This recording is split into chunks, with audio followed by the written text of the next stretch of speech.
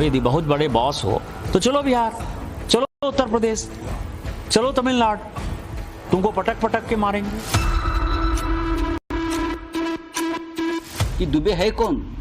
दुबे को क्या अथॉरिटी दिया है कि यहाँ के हिंदी भाषी कौन है? महाराष्ट्र का मिजाज ऐसा है कि इस प्रकार के प्रयोग यहाँ चलेंगे नहीं। जो मराठी आदमी है वो बड़े दिल का है।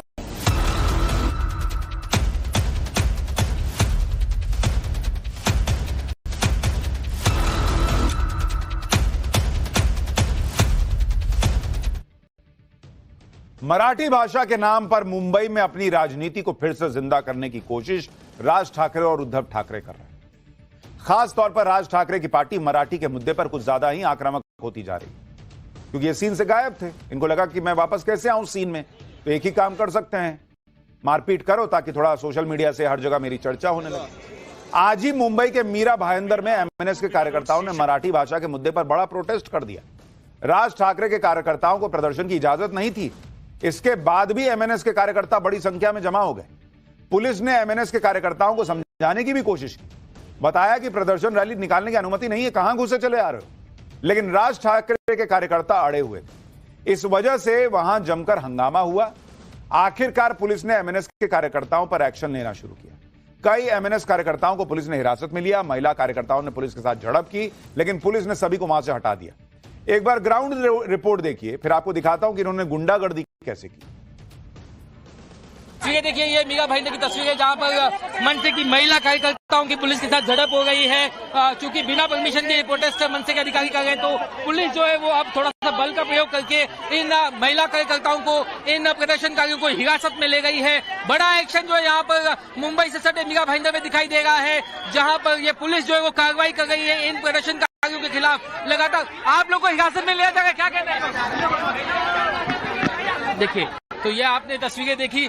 साफ तौर पर मुख्यमंत्री देवेंद्र फडणवीस ने भी कहा कि इस प्रोटेस्ट को कोई परमिशन नहीं थी, कोई इजाजत नहीं थी। यही वजह है कि यहाँ पर इन लोगों को हिरासत में लिया जा रहा है और सैकड़ों की तादाद में जो मनसे के कार्यकर्ता इकट्ठा हुए हैं। इसके ठीक पहले सुबह 9 बजे तक 45 लोगों को हिरासत में लिया गया था, जिसमें कई कार्यकर्ता, कई नेता मनसे के शामिल थे। उसके बावजूद यहाँ पर जो भीड़ इकट्ठा हुई है, उस भीड़ को काबू में करने के लिए पुलिस जो है वो यहाँ पर कई बल का इस्तेमाल कर रही है। ये तो गजब ही है ना बॉस। पहले आप मराठी भाषा के नाम पर लोगों को पीटते फिरो, और फिर जब उस पर बवाल हो तो प्रदर्शन करो। एमएनएस के कार्यकर्ताओं ने क्या इसलिए प्रदर्शन किया था कि वो भाषा के नाम पर लोगों को पीटे और कोई एक्शन भी ना हो? राज ठाकरे और उद्धव ठाकरे की पार्टी के कार्यकर्ता किस तरह से मराठी भाषा नहीं आने पर गुंडागर्दी कर रहे हैं, उसकी आपको कुछ तस्वीरें दिखाता हूं। पब्लिक को गुस्सा नहीं आएगा। 29 जून का यह वीडियो है। एक दुकानदार को एमएनएस के कार्यकर्ता मारते हुए दिख रहे हैं। आरोप है कि एमएनएस कार्यकर्ताओं ने गुजराती दुकानदार से मराठी बोलने के लिए कहा। नहीं बोलने पर दुकानदार को थप्पड़ मारने लगे। क्यों भाई, तुमको किसने अथॉरिटी दी कि तुम वो गुजराती अगर मराठी नहीं बोलेगा तो तुम मारोगे? इसी तरह से उद्धव ठाकरे की पार्टी के नेता राजन विचारे ने अपने दफ्तर में दुकानदार को बुलाकर थप्पड़ लगवाया था।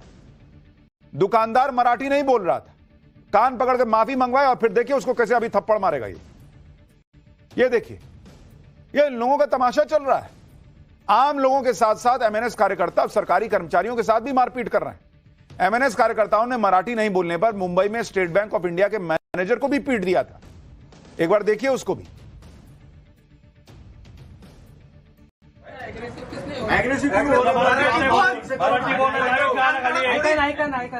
कस्टमर लोकांचा त्रास होतो का?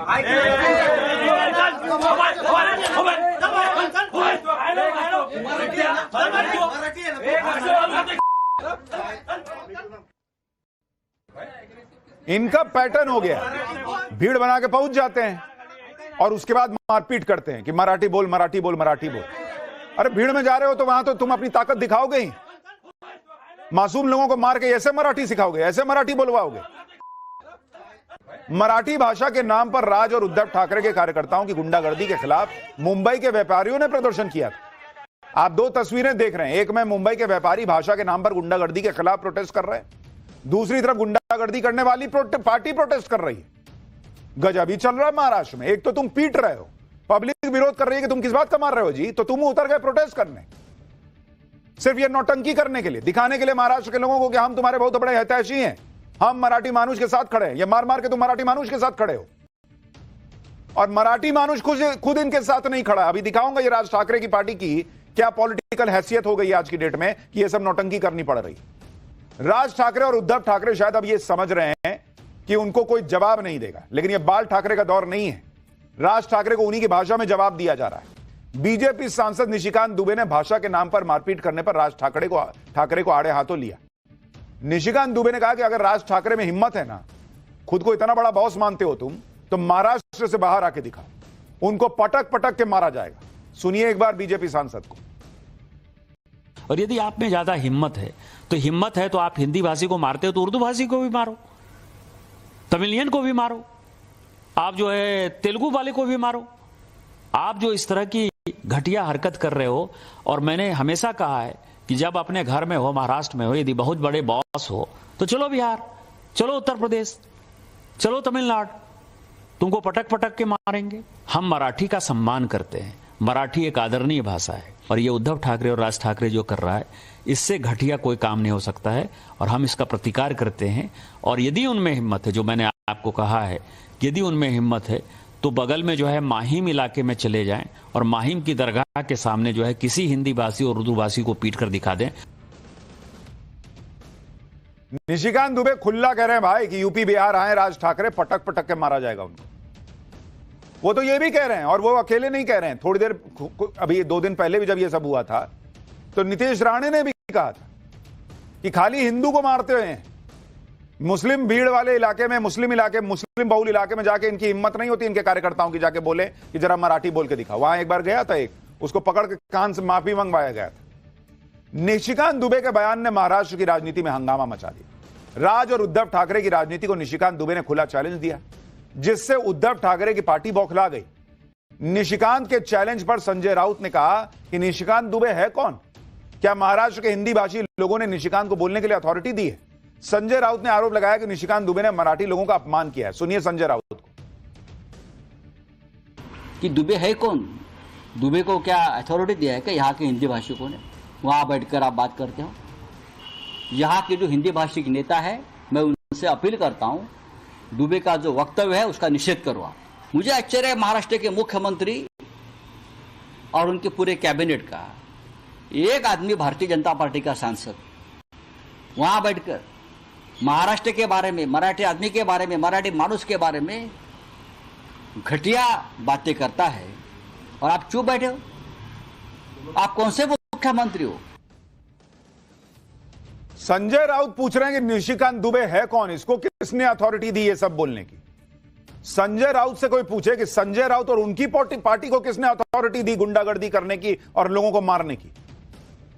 आपकी पार्टी तो सिंगल लार्जेस्ट पार्टी भी नहीं है कि हम मान लें कि इतना बड़ा बहुमत है आपके पास कि पब्लिक, महाराष्ट्र की पब्लिक की आप आवाज हैं। आपकी पार्टी को तो पब्लिक ने रगड़ के रख दिया चुनाव में। राज ठाकरे की पार्टी को 0 सीट आती है, 0.5% का वोट शेयर है, और यह मराठी मानुष की आवाज बन के गुंडागर्दी करें तो ठीक, कोई इनकी भाषा में पलट के जवाब दे तो इनको किसने बोला है कि वे ऐसा बोल रहे हो? इनको किसने ऑथराइज किया जी कि आप जाके मारिए जिसको हिंदी, जिसको मराठी नहीं आ रही है, हिंदी बोल रहा है तो उसको मारिए? किसने ऑथराइज किया? लेटर है पब्लिक का। भाषा के नाम पर समाज को बांटने का अधिकार इनको किसने दिया? जैसे को तैसा जवाब मिला तो संजय राउत अथॉरिटी और अधिकार दिखाने लगे। निशिकांत दुबे पर मराठी भाषा के अपमान का आरोप लगाने लगे, जिसका जवाब महाराष्ट्र के सीएम फडणवीस ने दिया। देवेंद्र फडणवीस ने कहा कि निशिकांत दुबे ने एमएनएस के लिए बयान दिया था कि जिस तरह की हरकतें कर रहे हो, यूपी बिहार आओगे तो पटक के मारा जाएगा। आम मराठी के लिए नहीं कहा था, आम महाराष्ट्रियन के लिए नहीं कहा था। हालांकि उन्होंने यह भी कहा कि इस तरह के बयान से बचना चाहिए। सही बात है, इससे लोगों में भ्रम पैदा होता है। एक बार मुख्यमंत्री फडणवीस को भी सुनिए। पहिली गोष्ट तर अशी आहे की निशिकांत दुबे यांचं जर तुम्ही पूर्ण ऐकलं तर ते संघटनेच्या संदर्भात बोलले आहेत। ते मराठी माणसाला त्यांनी सरसकट त्या ठिकाणी म्हटलेलं नाही। तथापि माझं मत असं आहे की अशा प्रकारे बोलणं योग्य नाहीये, कारण त्याचे जे अर्थ निघतात ते अर्थ हे लोकांच्या मनात संभ्रम तयार करतात। देवेंद्र फडणवीस सही कह रहे हैं भाई, गुस्सा आता है और ऐसे में मुझे लगता है निशिकांत दुबे बोल गए।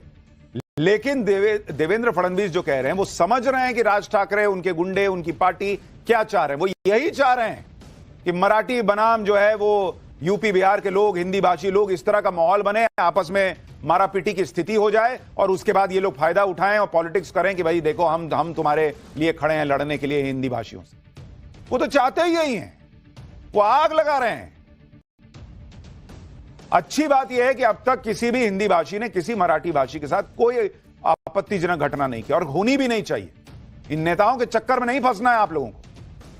मराठी भाषा के नाम पर जिस तरह से उद्धव ठाकरे और राज ठाकरे पॉलिटिक्स कर रहे हैं, लोगों की पिटाई कर रहे हैं, प्रदर्शन कर रहे हैं, उस पर सीएम फडणवीस ने बड़ी बात कही।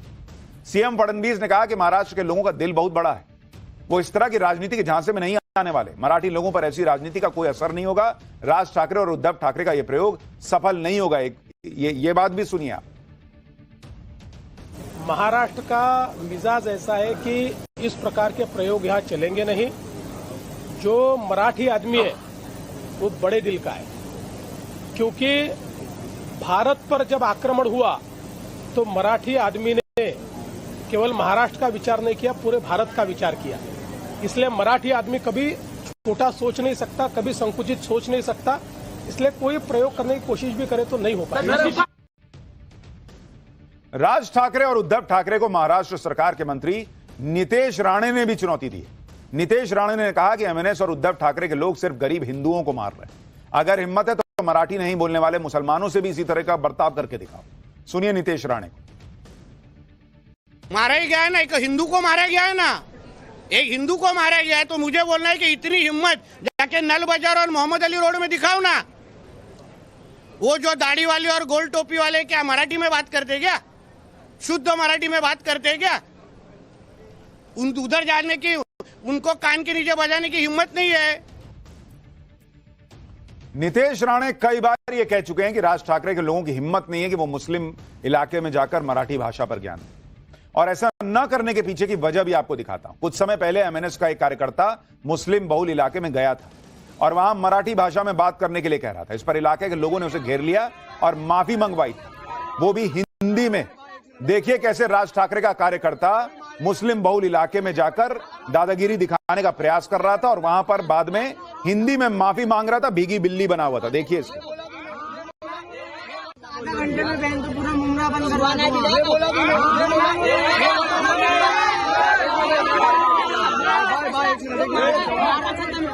कोई मारेगा नहीं, हम लोग ये बोला, गाली ने दिया क्या कर? ये बोला मुमरा पूरा बंद करा दूंगा, ये बोला। नितेश राणे यही कह रहे हैं कि वहां जाके तो कान पकड़ के माफी मांग रहे हो और यहां हिंदुओं को मार के चीता बनते हो। मराठी भाषा, मराठी अस्मिता का मुद्दा उठाकर राज ठाकरे और उद्धव ठाकरे को कितना फायदा हो या फिर राज और उद्धव के साथ आने का कोई असर होगा भी या नहीं, यह भी आज आपको बताऊंगा। लेकिन आप यह देखिए कि अपनी राजनीति बचाने के लिए उद्धव और राज ठाकरे किस हद तक जाने को तैयार है। उद्धव ठाकरे कह रहे हैं कि अगर गुंडागर्दी किए बिना न्याय नहीं मिलेगा तो हम गुंडागर्दी करेंगे। कौन सा न्याय खोज रहे हो बॉस आप? हिंदी बोलने वाला मराठी बोलने लग जाएगा आपके बोलने पे तो कौन सा न्याय मिलेगा, मैं ये जानना चाहता हूं। और राज ठाकरे कह रहे हैं कि मराठी नहीं बोलने पर किसी को पीट रहे हो तो उसका वीडियो मत बनाओ ताकि सबूत ना रहे। यानी अपनी राजनीति और बीएमसी में अपनी सत्ता के लिए मारपीट और गुंडागर्दी का सहारा लेने पर भी इनको परहेज नहीं है। अपने फायदे के लिए महाराष्ट्र को भाषा विवाद में झोंक रहे हैं।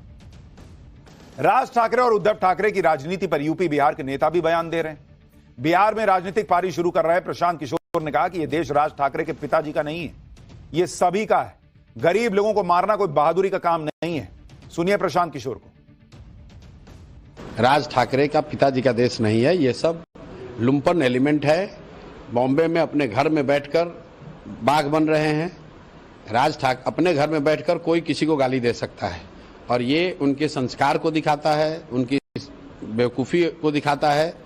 अपने घर में बैठकर किसी दूसरे को, गरीब को, कोई वहाँ काम करने गया है उसको 2 थप्पड़ मारते हो, ये कोई बहादुरी नहीं है, ये कोई बहादुरी नहीं है। तो दोनों भाई एक साथ आ गए। अरे दोनों भाई एक साथ आ जाए, 4 भाई साथ में आ जाएं। ये दोनों भाई पहले साथ में नहीं थे तो क्या कर लिया? राज ठाकरे क्या कर लिए? दोनों भाई साथ में रहेंगे तो क्या कर लेंगे? आप वहां मार दीजिएगा।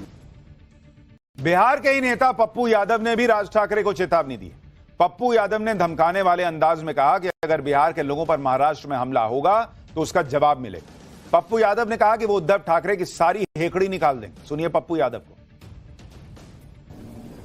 महाराष्ट्र में बिहारी पर, हिंदी भाषी लोगों पर, बिहारी और यूपी के झारखंड के लोगों पर हमला हो गया। मैं मराठे का सम्मान करूंगा। उद्धव ठाकरे सुन ले, तेरी गुंडई और हैकरी निकाल दूंगा। बिहारी पर और हिंदी भाषी लोगों पर जुल्म किया, याद रखिएगा यह दमन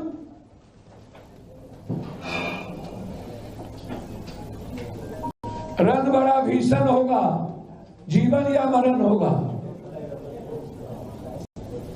जंग होगा, आर पार होगा। पप्पू यादव कह रहे हैं कि उद्धव ठाकरे की हेकड़ी निकाल देंगे। अरे बॉस, हेकड़ी बाद में निकालिएगा, पहले राहुल गांधी को कहिए कि उनको इंडिया अलायंस से निकाल कर दिखाएं, उद्धव ठाकरे को, उनकी शिवसेना को। इतना अगर बिहारियों की और यूपी के लोगों की चिंता है आपको और जो हो रहा है उसको गलत मानते हैं। बीजेपी नेता और भोजपुरी अभिनेता दिनेश लाल यादव निरहुआ ने भी भाषा के नाम पर राजनीति करने के लिए राज ठाकरे पर निशाना साधा।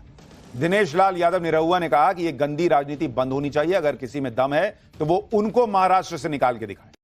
निरहुआ ने कहा कि वो मराठी नहीं बोलते हैं और महाराष्ट्र में ही रहते हैं, किसी में दम है तो निकाल कर दिखाए। अगर कोई इस तरह की बात करता है और किसी में दम है तो हमको महाराष्ट्र से निकाल के दिखाए।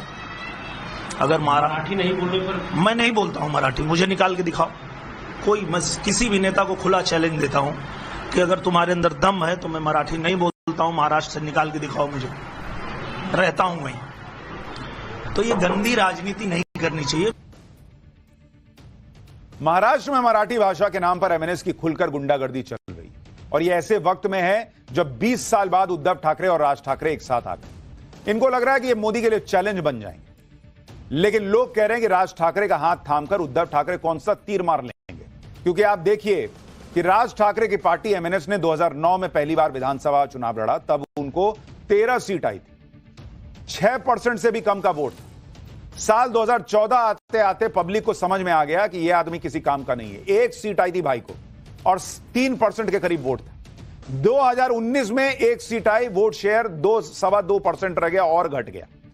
2024 तक में पब्लिक को, महाराष्ट्र की पब्लिक को समझ में आ गया ये आदमी और इसकी पार्टी 1 सीट देने लायक भी नहीं है, तो 0 सीट आई और वोट शेयर घट के 1.5% रह गया। और इनके कार्यकर्ता जाके मार रहे हैं हिंदी नहीं बोलने पर। संजय राउत को इनसे पूछना चाहिए कि 1.5% का वोट शेयर है तुम्हारा भाई, तुम कौन हिसाब से वहां पर मराठी मानुष की आवाज बने घूम रहे हो। 2024 के विधानसभा चुनाव में उद्धव ठाकरे की शिवसेना भी सीधे 56 सीटों से घटकर 20 सीट पे आ गई। 20 सीट तो आया खुद संजय राउत की पार्टी को बॉस, और वो पूछ रहे हैं कि फलाना कैसे जो है वो ठेकेदार बना है हिंदी भाषियों का। आप मराठी भाषियों का ठेका कैसे लेके बैठे हो? 20 सीट तो आई है तुमको और वोट शेयर मात्र 10% था इनका, और ये चले हैं मराठी मानुष की आवाज बनने। आंकड़ों से साफ साफ दिख रहा है कि ना तो उद्धव ठाकरे की हालत ठीक है ना राज ठाकरे की। महाराष्ट्र की पब्लिक इनको घास डालने को तैयार नहीं, और इसीलिए मजबूरी में यह सब नौटंकी हो रही है पॉलिटिक्स में कि खुद के बलबूते तो दोनों ने सिर्फ डाउनफॉल ही देखा कि भाई नरेंद्र मोदी के रहते बीजेपी की इस पॉलिटिक्स में हम तो खत्म हो गए। तो एक काम करते हैं, मारपीट करते हैं, हंगामा करते हैं, शायद पब्लिक सोचे कि हम उनके लिए कुछ अच्छा सोच रहे हैं, क्योंकि ये वापस मिले क्यों। 2024 के महाराष्ट्र विधानसभा चुनाव में उद्धव ठाकरे को उम्मीद थी कि शिंदे गुट की बगावत के बाद सहानुभूति का वोट मिलेगा और मुंबई में बड़ी जीत हासिल करेंगे, जो कि उनका पहले से गढ़ रहा है। लेकिन विधानसभा चुनाव के नतीजों ने उद्धव ठाकरे के बीएमसी वाले सपने को भी बड़ा झटका दिया। विधानसभा चुनाव में 29% वोट शेयर के साथ मुंबई की 36 में से सबसे ज्यादा 15 सीटें बीजेपी जीत गई। शिवसेना उद्धव गुट सिर्फ 23% वोट शेयर के साथ 10 सीट जीत पाई मुंबई में, जो इनका गढ़ होता था। इसी विधानसभा चुनाव में मुंबई के अंदर राज ठाकरे की पार्टी को 7% वोट मिले, सीट आई अंडा 0। यानी आंकड़ों के हिसाब से अगर विधानसभा चुनाव उद्धव और राज साथ मिलकर लड़ लेते तो उनका कंबाइंड वोट शेयर बीजेपी से ज्यादा हो जाता। तो इनको लग रहा है कि हम ऐसा कर लेंगे तो एक बीएमसी बची है, वहां शायद बच जाएंगे, नहीं तो सारी दुकान तो बंद हो चुकी। इसी सबक को समझते हुए ये लोग सोच रहे हैं कि हम साथ आ जाते हैं। और उनके निशाने पर यही बीएमसी चुनाव है। बीएमसी चुनाव को लेकर हालिया सर्वे रिपोर्ट्स भी यही बता रही है। सर्वे एजेंसी वोट वाइब के मुताबिक अगर आगामी बीएमसी चुनाव में शिवसेना, उद्धव गुट और एमएनएस अलग अलग चुनाव लड़ती हैं तो एक बार फिर बीएमसी में बीजेपी ही सबसे बड़ी पार्टी बनेगी। बीजेपी को करीब 30% वोट मिलेंगे, शिवसेना उद्धव गुट को 24% और एमएनएस को 11%। यानी बीएमसी चुनाव में दोनों साथ आ गए तो दोनों को मिलाकर 35% वोट मिल सकता है, ऐसा अनुमान है। लेकिन अगर अकेले लड़े तो भाई बचने का कोई स्कोप नहीं। तो दोनों ने कहा कि यार मिल जाते हैं, कम से कम बीएमसी जिसका इतना बजट है वहां तो बैठे हैं कम से कम। इसलिए राज ठाकरे और उद्धव ठाकरे साथ आ गए और इनको लगा कि साथ आ गए तो माहौल कैसे, वाइब कैसे क्रिएट होगा, माहौल कैसे बनेगा। तो वही अपना पुराना मारा पीटी वाला काम शुरू कर दो। मराठी भाषा के नाम पे पीटो, एमएनएस का वोट बैंक बढ़ जाएगा, इनको लग रहा है। लेकिन यही तो आप पहले करके इस हाल तक पहुंचे। यूपी बिहार के लोगों को निशाना बनाकर राज ठाकरे बताना चाह रहे हैं कि देखो मराठियों का मसीहा मैं हूं, मराठी अस्मिता की बात तो सिर्फ मैं कर रहा हूं। लेकिन खुद ठाकरे परिवार के पूर्वजों का ताल्लुक कहां से है, इसके बारे में पत्रकार लेखक धवल कुलकर्णी ने अपनी किताब द कजन्स ठाकरे में बताया। ठाकरे परिवार के पूर्वज मगध से महाराष्ट्र पहुंचे थे, जो वर्तमान में बिहार है, वही पहले मगध होता था। तो इनके खुद के पूर्वज बिहारी हैं भाई। ठाकरे परिवार नंद डायनेस्टी के आखिरी शासक महापद्म नंद के शासन के दौरान मगध से आए थे। बाल ठाकरे के पिता केशव ठाकरे चंद्रसेनिया कायस्थ प्रभु जाति से थे। पहले इनका सरनेम ठाकरे था, जिसके